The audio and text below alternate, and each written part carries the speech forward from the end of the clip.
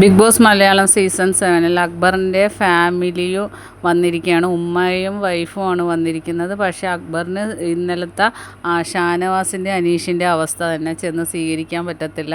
Big boss ഒരു ഭയങ്കരമായ ഒരു ടാസ്ക് കൊടുത്തിരിക്കുകയാണ്. അതായത് ലാലേട്ടൻ്റെ ഫോട്ടോ പസിൽസ് അത് കറക്റ്റായിട്ട് ബോർഡിൽ ഒട്ടിച്ചാൽ മാത്രമേ ഇവരെ കാണാൻ പറ്റുകയുള്ളൂ. അതിനു മുമ്പ് ഓരോ ഫോട്ടോയ്ക്കും മുമ്പ് കഠിനമായ ഓരോ ടാസ്ക് പൂർത്തിയാക്കിയിട്ട് വേണം ഓരോ പസിൽസ് എടുത്ത് ഒട്ടിക്കാൻ. പക്ഷേ വളരെ പ്രയാസപ്പെട്ട ടാസ്ക് ആണെങ്കിലും അക്ബർ അത് പൂർത്തിയാക്കിയിരിക്കുകയാണ്. അങ്ങനെ ഉമ്മയുടെയും വൈഫിൻ്റെ അടുത്ത് ഓടി വന്ന് ഉമ്മയെ കെട്ടിപ്പിടിച്ച് കരയുകയാണ്.